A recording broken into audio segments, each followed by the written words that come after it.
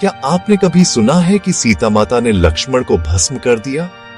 क्या रामायण का सबसे प्रिय भाई लक्ष्मण किसी श्राप का शिकार हुआ था, या वो भी एक बहुत बड़ी योजना का हिस्सा था? आज हम जानेंगे उस रहस्य को जो न तो टीवी सीरियल्स में दिखाया गया और न ही आम रामायण में पढ़ाया गया, लेकिन फिर भी वो सच है क्योंकि वो इतिहास की आत्मा में छिपा है। क्या आपको कभी रामायण में कुछ मिसिंग लगा है? हमें वीरता, प्यार और युद्ध के बारे में तो पता है, लेकिन एक छिपी हुई कहानी है जो लोक परंपराओं में फुसफुसाई जाती है, जो पूछती है क्या सीता ने, जो करुणा की प्रतीक है, सच में लक्ष्मण को राख कर दिया था? ये मेनस्ट्रीम कहानियों में नहीं है, ये एक छोटा सा हिस्सा है, एक रहस्य जो इन दिव्य फिगर्स के बारे में हमारी समझ को चैलेंज करता है। सीता, जिन्हें लक्ष्मण ने प्रोटेक्ट किया था, वो उन्हें क्यों नुकसान पहुंचाती? ऐसा कौन सा दुखद काम उन्हें ऐसा करने पर मजबूर करता? आइए फेमिलियर चीजों से आगे बढ़कर उनकी लाइफ के इमोशनल डेप्थ्स और लास्ट मार्मिक चैप्टर्स में चलते हैं।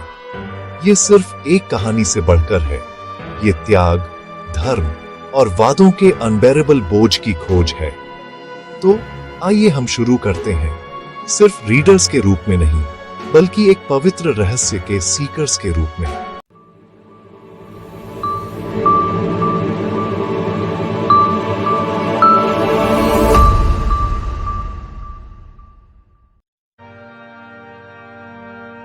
हमारी कहानी एक वादे से शुरू होती है, श्राप से नहीं।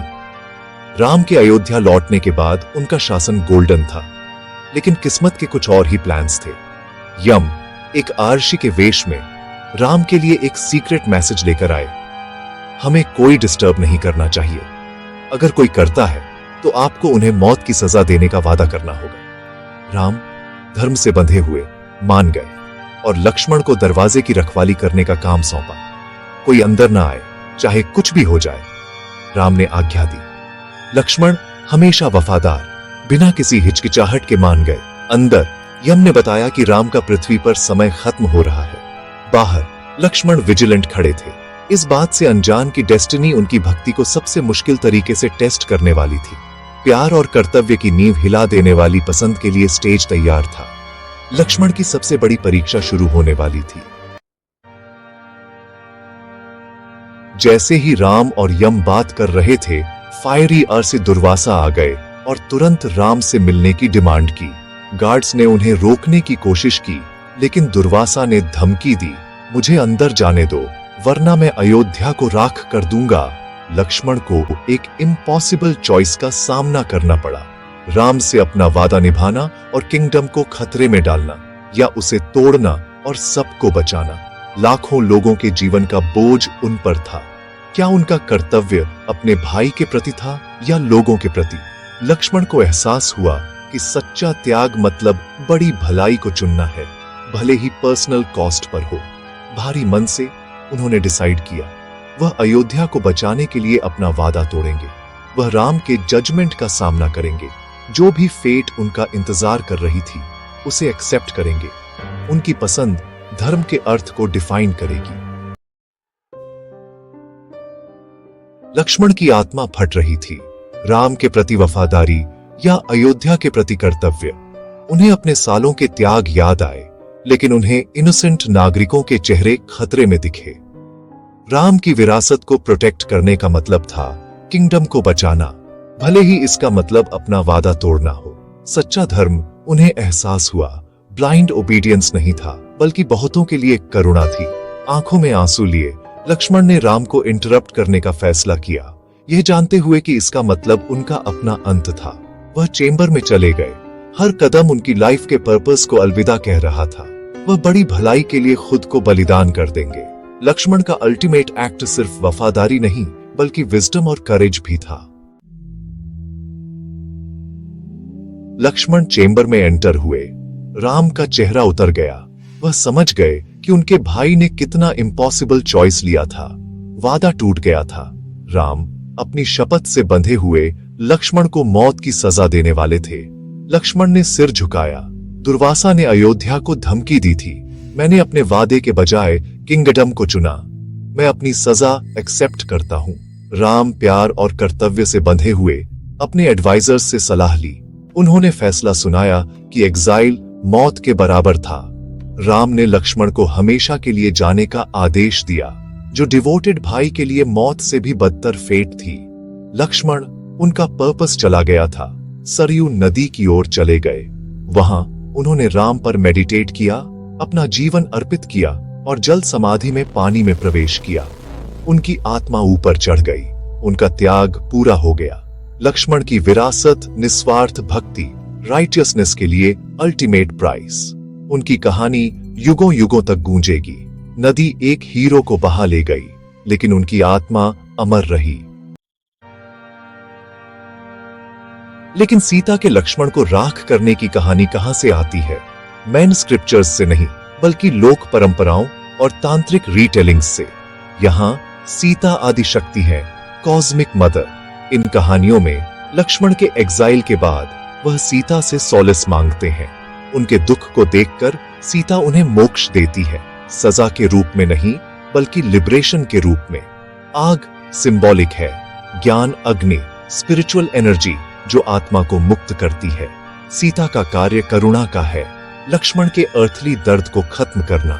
यह वर्जन उनके बंधन को भक्त और देवी के रूप में एलिवेट करता है। यह एक पावरफुल मेटाफोर है, लेकिन डिवोशनल इमेजिनेशन का प्रोडक्ट है, स्क्रिप्चर का नहीं।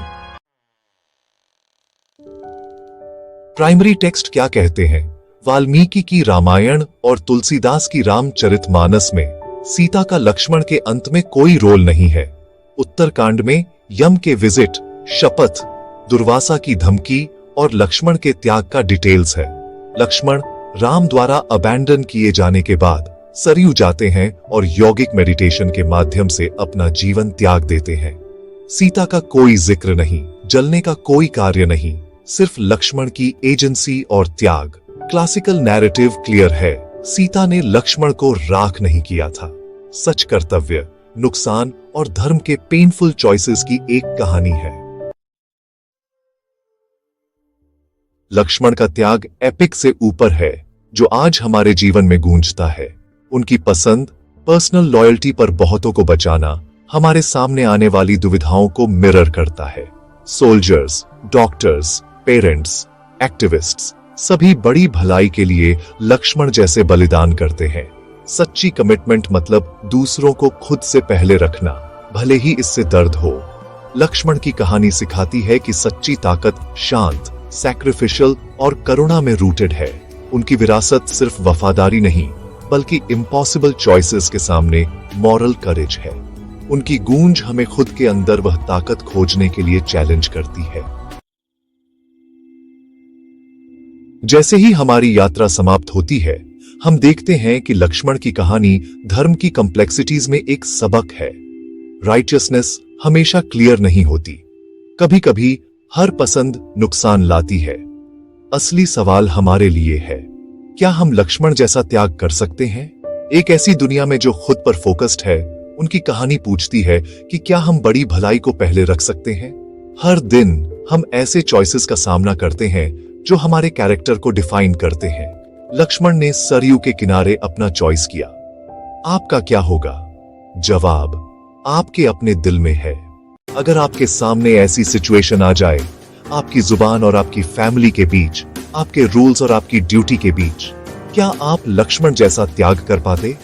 आज की दुनिया में क्या कोई ऐसा भाई है जो अपने राजा, अपने धर्म और अपने वादे के लिए सब कुछ छोड़ दे? नीचे कमेंट्स में हमें बताएं, क्या लक्ष्मण का डिसीजन सही था या उन्हें सीता, राम या अयोध्या को सबसे ऊपर चुनना चाहिए था? जय श्री राम।